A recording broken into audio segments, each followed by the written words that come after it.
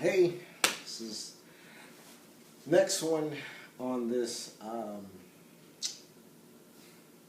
guess this series, what I call off the cuff, again, off the cuff, off the brain. This one I want to talk about wifey. Wifey or wife. Because when we look at the Bible, we talk about wifey, and we talk about wifey. I always wondered why that term, wifey. Why use wifey?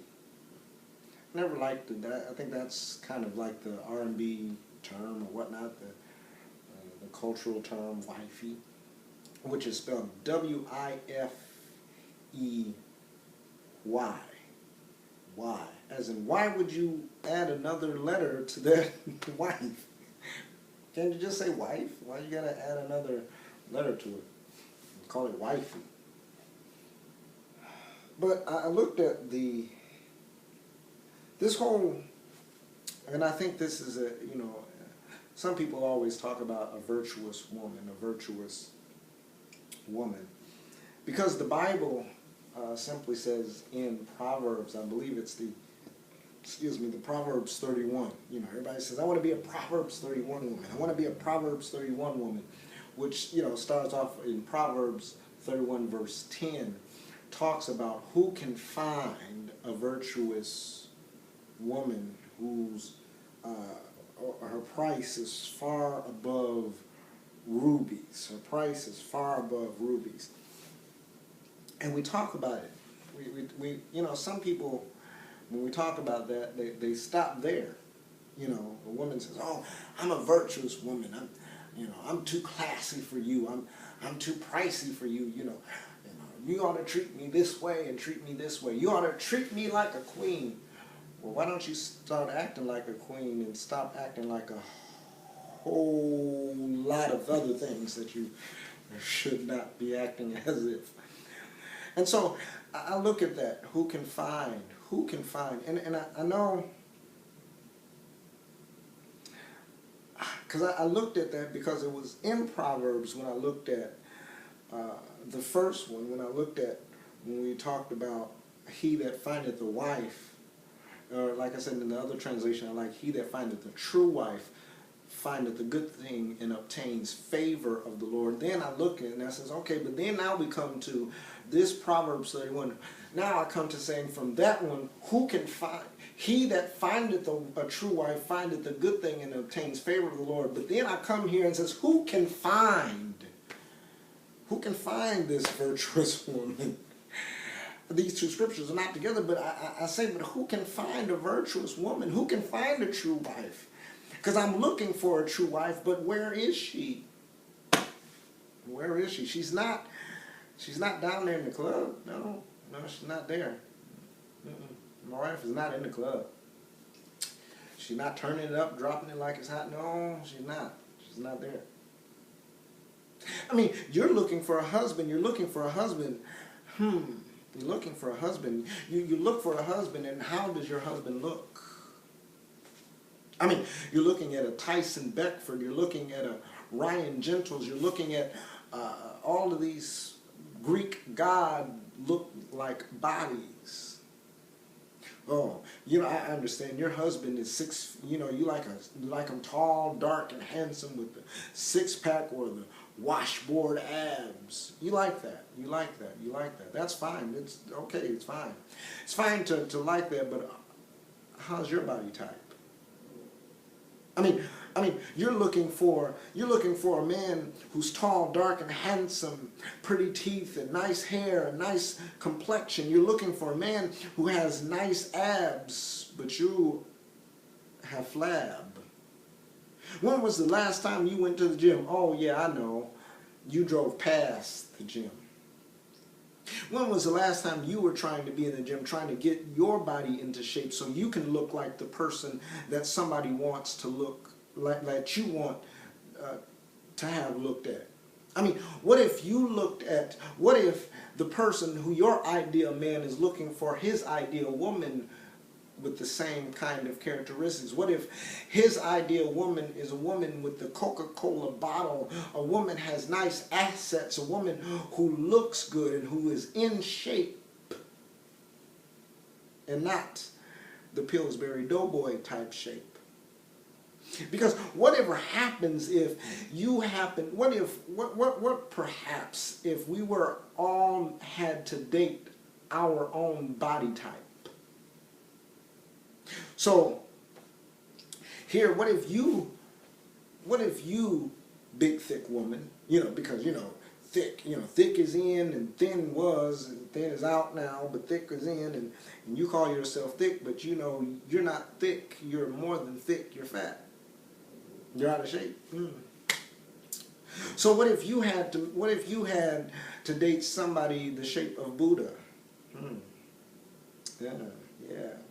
Because if that's your body type, because you're the same body type, what if you have to meet somebody the same body type as you? What if you had to? I mean, I know you don't have a problem with it at some point, but you want something pleasing to the eyes, because that's how we are. Our first attraction is the eyes. Whether we see you or like as a man, as I see your body shape, like what I see, or maybe I like your smile, or maybe my attraction is I'm curious how beautiful colored your eyes are. Whatever happens, the law of attraction from the first sight, well, okay, fine. So all I'm saying is, when it talks about that, are you the type of person that somebody wants to date? Does your body type match your mindset of what you would like? So give me one good reason on a visual type. Why would they like you? Why would Ryan Gentles, or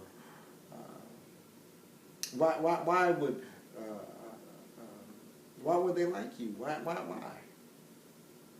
From the odds, you got real women have curves, okay. Real women have curves, but you have more curves than a roller coaster. I mean, you got more dips.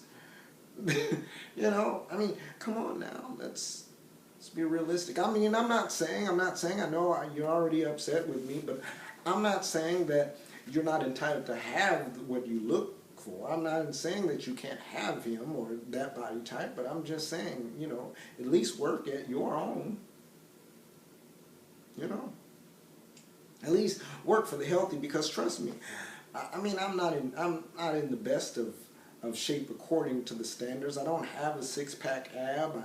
I'm not fat, certainly, and I'm not tall. I'm only 5'6". So I don't have the idea look as what a man should look like. I'm not tall, dark. I'm pretty good looking, I think. But so we look at those types of onset. So just a little tidbit on that. But when we look at who can find a virtuous woman, her price is far above rubies. How about we just start going down the list of the scripture? How come we don't stop there? Because I looked at it past verse, because there are more verses than verse 10. Who can find a virtuous woman? Price is far above rubies. There are actually more verses. Yeah, I said there are actually more verses. Because the next verse after that says, the heart of her husband, I got it right here.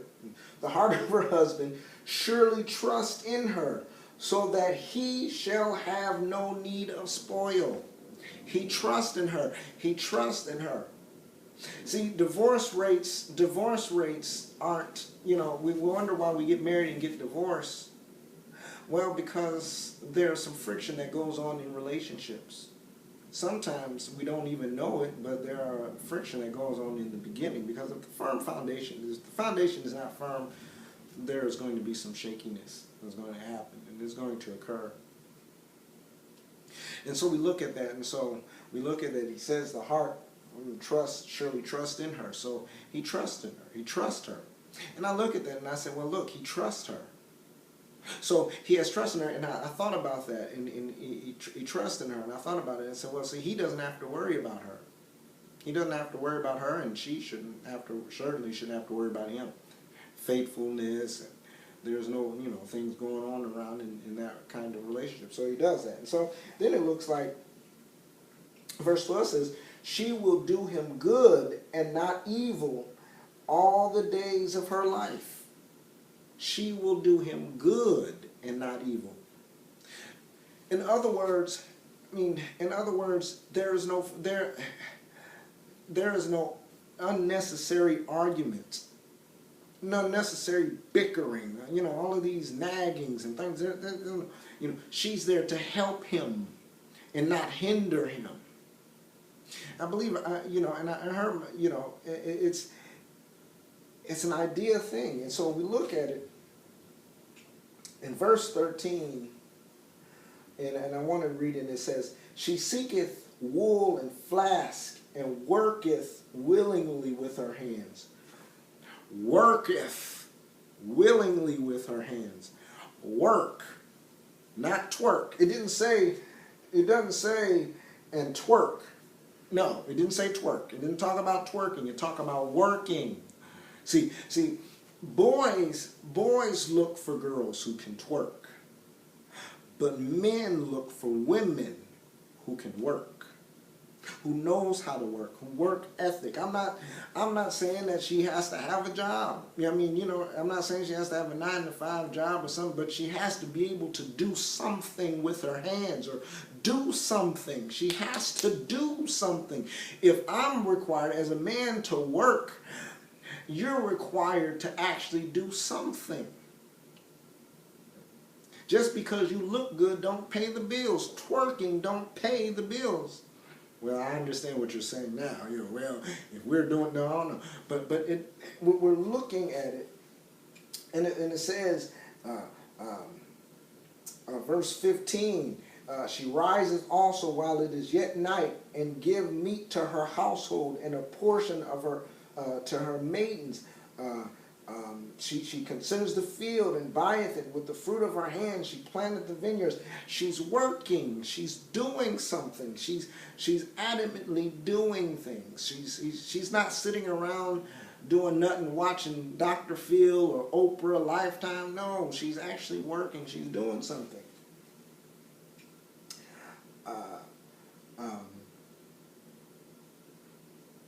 Verse 18 says, she perceiveth that her merchandise is good. Her candle goeth not out by night. She's always doing something. She's always working. She knows that she's prized. She knows that her merchandise, and I can say, when it says she perceived her merchandise is good. Now you can open that to interpretation if you want, but for the sake of just being me, she knows what she has, and she knows it's good, and she knows that it's valuable. She knows it's valuable. She knows her worth. Okay.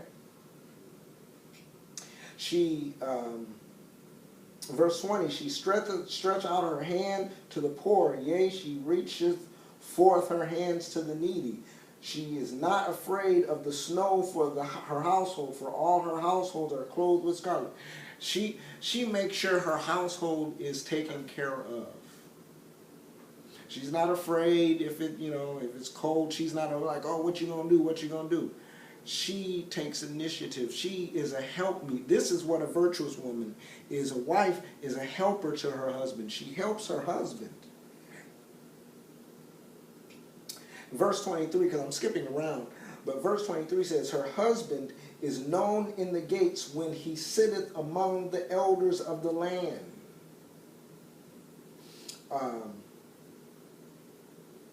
So he's known because not you don't want him to be known by you know who he married to? Yeah, he married. Yeah. You know where she was? No. He's known because she speaks highly of him. or he is known because she compliments him. Not just complimenting by verbal, but she compliments him by the way she is and the way she carries herself. And verse 26 says, she opened her mouth with wisdom, and in her tongue is the law of kindness. She opens her mouth in wisdom, and her tongue is the word of kindness. She is not foolish with her mouth. She is not saying things. She's not degrading people. She's not cussing people out. She's not, she's not the type that is always, every time you talk to her, she's always cussing somebody else out or cussing around and doing all that. She's not that. She has something good to say. She's not saying F this and F this and F the world and F you and F, no, she's not doing all of that. Wisdom is coming out of her mouth, and not profanity all the time. Her tongue is a law of kindness. She's always being encouraging something. She's encouraging. She's kind, and not all that other kind of stuff. So verse 27, she looketh well to the ways of her household, and eateth not the bread of idleness. Again, she looks like she's doing something. We can look at that and say, hey, look, well, she's actually doing something. It amazes me. It amazes me how, as a single woman, you're always saying, I'm looking for a husband, I'm looking for a husband, I'm looking for a husband. And every Instagram, every Facebook photo that you pose in, either your living room is jacked up, your room is jacked up, whatever, bathroom, mirrors is jacked up, everything, and you're trying to pose and you're provocatively posing and thinking, okay, well, this is, you're displaying your best asset. Problem with that is, or and if somebody actually has to come over your house, do you have clothes all over the place? You get your bathroom has got all kinds of gels and all kinds of stuff, hair all over the place. Your bathroom is just not clean at all. This is nasty, and you expect somebody to come over and say, "Oh, okay." Or are you the type of woman that has to, or when you do take the picture, you're the type of woman that has to move things aside, so you can get the nice little angle. If you can look at my place is pretty good and clean, And I'm a bachelor, and I'm a guy. Yeah, I'm a guy, and it's clean because I kind of like my place to be pretty clean. I'm just saying. So, and so I understand you always and say, okay, you may be unemployed, you may not have a job. So if that's the perfect time to make sure your place should be always immaculate. Because you don't have a job, you don't have other obligations. Your obligation is home, to make sure your home is clean.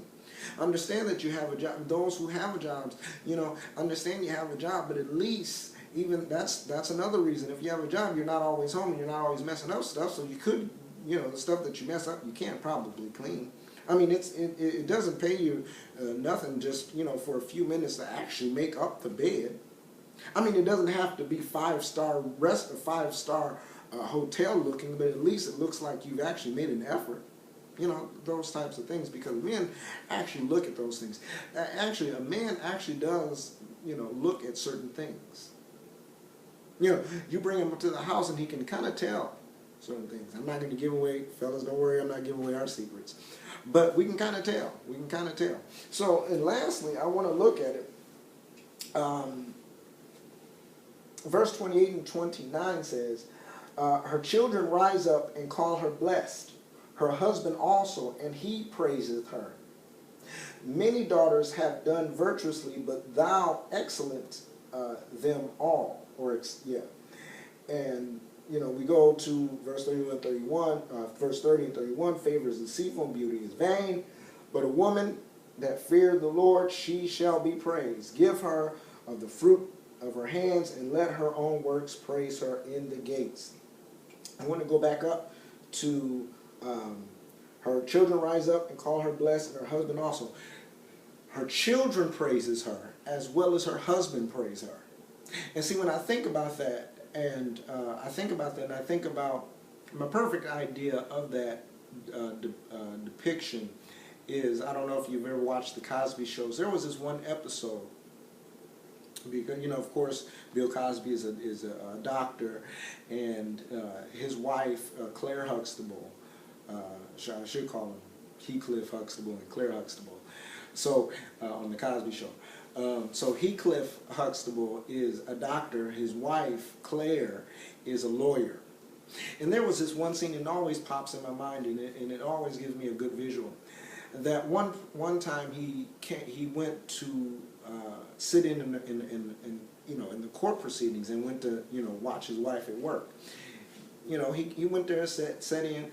Nobody knew that that they were married. And then this is the funny part, because he'd sit there, he was sitting next to this guy, and of course Claire was just giving it in her presentation, and then he would be smiling and saying, says to the other guy, and says, "Oh, she's good, she's good." And he said, "Yeah, she's real good." And so, throughout, the two guys would make little comments and everything, and he said, and I think at the end he says, he said, "I might try to talk to her." And he says, "Nah." The other guy says, "Nah, I don't know. It would be rough." And so what he did is, at the end, and he gave her the line and tried to, was going to talk to her, and she smiled and they, and kiss and everything. And the other guy, the reaction of the other guy was just blown away, because he didn't know that they were married. But what struck me is when he was proud of his wife, he was very proud of his wife. To watch his wife at work just gave a great sense of I don't know how to put it, but he was just very proud of his wife. Just to sit there and watch his wife at work, and the smile on his face was just, just that good. And see, and that's what it says, her children rise up and call her blessed, and her husband also. Her husband recognizes how blessed he is to have a woman such as her stature, a virtuous woman. Beauty may fade. Beauty is just an outward appearance, but the true beauty is really what's within inside. And so that's why I have to tell you, at 33 years old, I'm looking for a wife, W-I-F-E, a virtuous woman, a true wife. I can't get with the hip-hop wifey. I'm not trying to be the wifey. I'm not trying to get a wifey, a little boo thing, a little chick on the side. No, I'm not trying to be the wifey for the night. No, I'm not trying to look at that. That's not going to work. So that's what I just wanted to talk about on Off the Cuff. And again, I wanted to just let you know, if there's anything that you want to talk about, if this blessed you or if this helped you or anything, please let me know. All right? Bless you.